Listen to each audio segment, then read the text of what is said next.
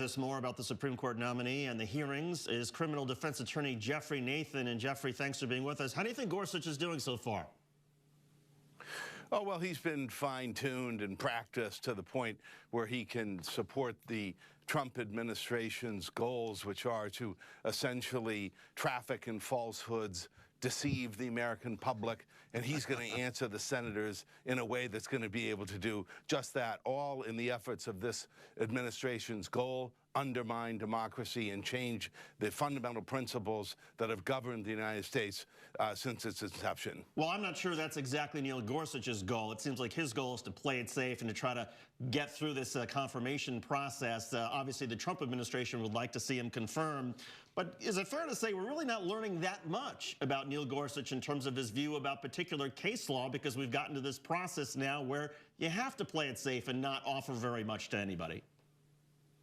No, he's going to keep it cool. He's not going to say, and hasn't said too terribly much, that would leave anyone to say that he's going to throw Roe v. Wade under the bus. And that's coming, but it's just a matter of time. But he's not going to go on the record, of course, and say that that's what he's going to do.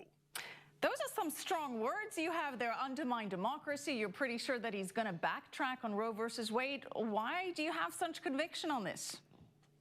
Well, sure. Well, this is an administration that has proven itself to be a gang of thugs and near criminals. Indictments are likely. Nothing has been proven about this administration being a gang of thugs. They are reportedly looking into some allegations, but I think we have to hold off on the rhetoric of gang of thugs, to be fair. They fraternize with the enemy. They do business with the enemies, and so, in Russians particularly. So I really think what you have coming is a bad nominee who's probably going to sail through confirmation none of these allegations have been proven as yet. So before we group them in that category, which is completely unfair at this moment, let's talk about what the Democrats are trying to do. And they're trying to delay the vote on Gorsuch. Schumer saying that until the FBI probe into the Russian-Trump alleged collusions is done, that he doesn't think that Gorsuch should be confirmed. Is that fair?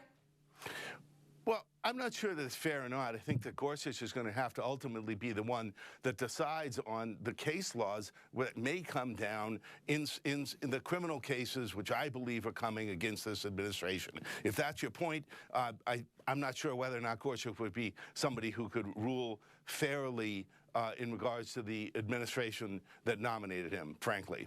If we're going to go after the Trump administration for, as you say, doing business with the Russians, shouldn't we also go after the Clinton Foundation for doing business with the Russians?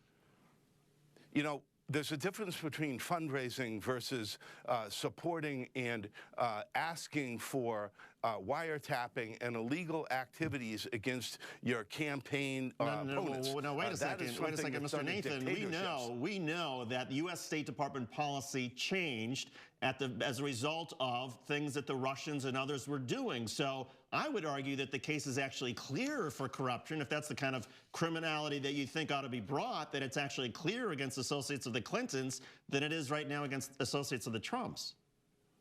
Well, I would say what you're talking about is a very gray area of soliciting donations that have nothing to do with doing business with the enemy. They got money for influence. The Clinton Foundation, as a fact, got money, and there were several instances where they made influential decisions or connections that benefited the parties from which they received money. So far, we have no money trail at all, or any trail that's been proven between the Trump administration and the Russians.